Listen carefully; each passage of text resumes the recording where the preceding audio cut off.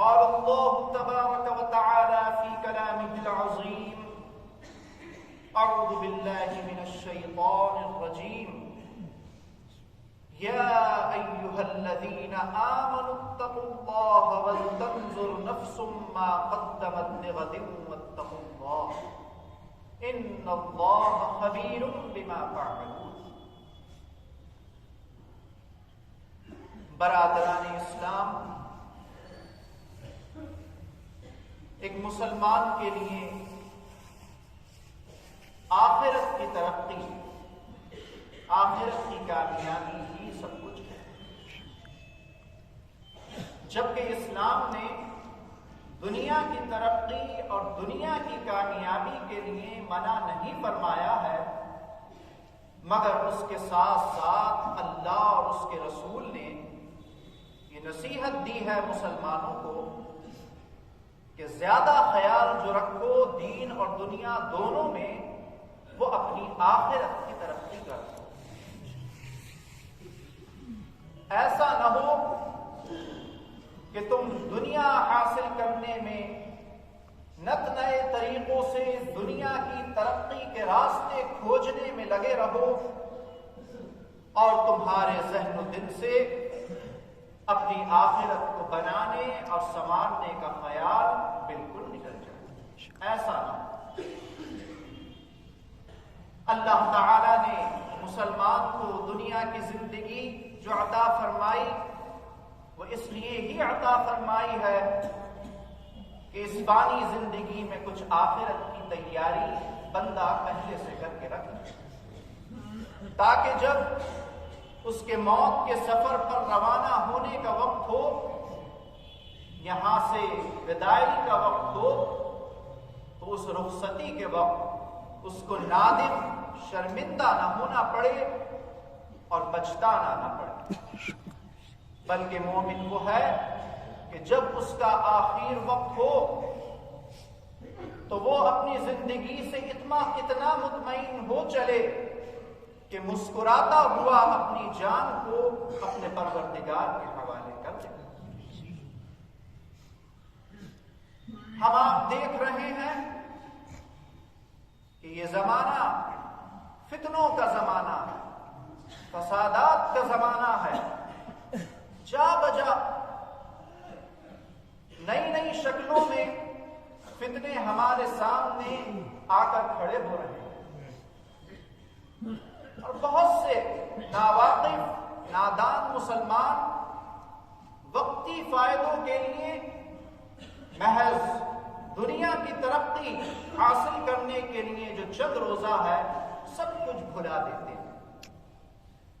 کچھ یاد نہیں رکھتے کہ ایک دن مرنا بھی ہے اور اپنے پروردگار کو منہ بھی دکھانا. آج کل کے حالات دیکھ کر ایسا محسوس ہوتا ہے کہ گویا کہ اب کچھ غلط رہا ہی نہیں، سب کچھ صحیح ہو گیا. جس انسان سے، جس مسلمان سے آپ بات کریں تو اس نے اپنی سوچ اور اپنی فکر کا ایک الگ، ایک خاص پیمانہ بنا رکھا، جس کے مطابق وہ اپنی ہر جائز ناجائز بات کو، کاموں کو صحیح کرنے کی کوششوں پر خدا رکھتا ہے، اور یہ بالکل نہیں سوچتا کہ میں جو کچھ کر رہا ہوں، جو کچھ اپنی زبان سے نکال رہا ہوں، یہ چاہے میری نظر میں صحیح ہو، لیکن کیا یہ سب باتیں، یہ معاملات اللہ اور اس کے رسول کی نظر میں بھی صحیح ہیں یا نہیں؟ یہ سوچنے کی آج کسی کو توفیق نہیں. اسی کا نتیجہ ہے، اور اللہ کے رسول صلی اللہ علیہ وسلم کا فرمان سچ ہو رہا ہے کہ مسلمان جس قدر قرآن اور حدیث سے دور ہوتا چلا جائے گا اور دنیا میں اندھتا چلا جائے گا اور دنیا ہی کو سب کچھ اپنے لیے سمجھنے لگے گا، تو اسی قدر فتنوں اور فسادات میں مبتلا ہوتا چلا جائے گا. کون سا ایسا آج فتنہ ہے کہ جو مسلمان کو گھیرے ہوئے نہیں؟ جا بجا دشمنیاں، ایک دوسرے کی طرف سے دلوں میں نفرتیں، جھوٹ، غیبت، دل حسد اور کینہ پروری سے بھرے ہوئے، یہ سب فتنے نہیں تو اور کیا؟ اللہ کے رسول صلی اللہ علیہ وسلم نے ایک حدیث پاک میں یہ بات ارشاد فرمائی ہے، اور جب آج اس حدیث کو پڑھتے ہیں تو لگتا ہے شاید وہ زمانہ آ گیا، یہ بہت جلد آنے والا ہے۔ آپ فرماتے ہیں، الفاظ ہیں آپ کے کہ یأتی علی الناس زمان الصابر فیہم علی دینہ کالقابض علی الجمر، فرماتے ہیں کہ ایک زمانہ مسلمانوں کے اوپر ایسا آنے والا ہے، اتنے فسادات، اتنی رسہ کشی، اتنی نفسا نفسی اس زمانے کے اندر ہوگی کہ ایک انسان کو اپنا دین بچائے رکھنا بڑا مشکل اور بھاری پڑ جائے گا۔ انسان اگر چاہے گا بھی کہ میں اپنے دین کو بچا کر اور اپنے دامن کو کانٹوں سے بچا کر یہاں سے نکل جاؤں تو بڑا مشکل ہو، اور بڑی اچھی مثال دیتے ہوئے فرماتے ہیں کہ اپنے دین کو بچا کر اس زمانے میں چلنا اتنا مشکل ہو جائے گا کہ اس کی مثال میں یہ دیتا ہوں، تم یہ سمجھ لو کہ جیسے کوئی انگارہ دہکتا ہوا اپنی مٹھی میں لے کر کھڑا ہو جائے۔ دہکتا ہوا انگارہ کوئی اپنے ہاتھ میں لے سکتا ہے؟ ہتھیلی پر بھی رکھے گا تو اس کی ہتھیلی جلے گی اور بے چین ہو جائے گا اور پھینک دے گا۔ چہ جائے کہ اس دہکتے ہوئے انگارے کو مٹھی میں بھیج کر دبا کر رکھنا اور اس کے اوپر قائم رہنا۔ فرمایا کہ دین پر قائم رہنا اسی طرح ایک مسلمان کے لیے مشکل ہو جائے۔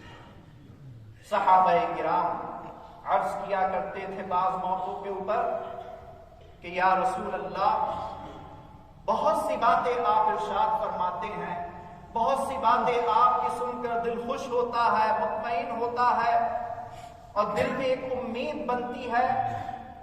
کہ اللہ اور اس کے رسول کا ماننے والا کتنا بھی گناہگار کیوں نہ ہو، لیکن پروردگار عالم ایک نہ ایک دن اس کے اوپر کرم ضرور فرمانا۔ لیکن بعض باتیں آپ کی اور بعض نصیحتیں آپ کی ایسی بھی ہوتی ہیں کہ جس کو سن کر دل بڑا بے چین اور غمزدہ ہو جاتا۔ تو کچھ ایسی باتیں فرما دیجئے کہ جس سے معلوم ہو کہ کون سا مسلمان بہتر ہے۔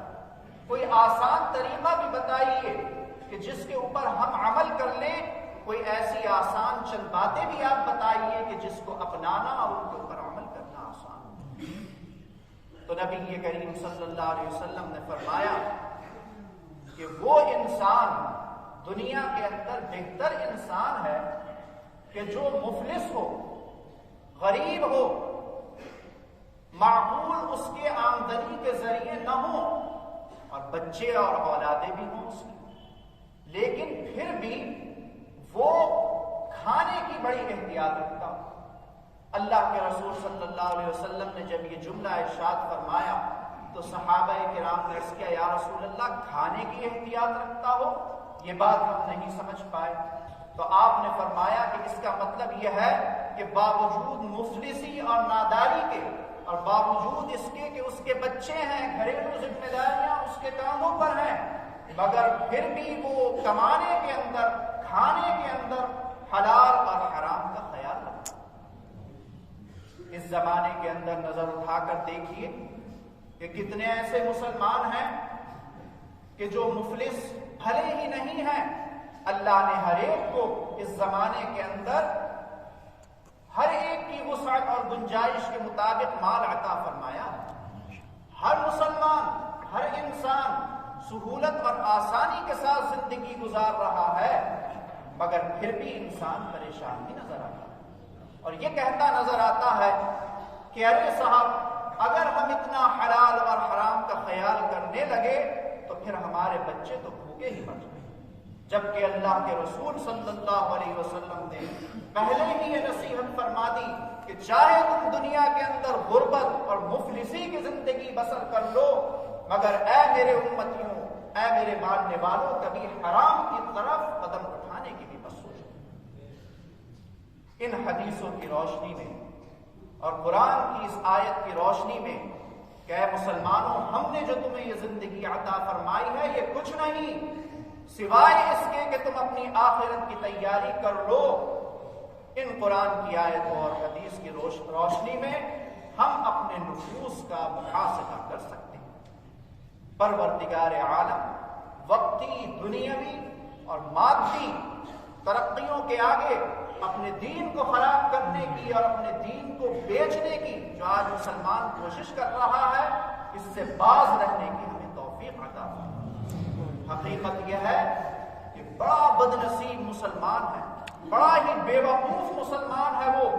کہ جو دنیا کو خریدنے کے لیے اپنے لازوال اور بیش قیمت بے مثال آخرت کی زندگی کو بیچ دے۔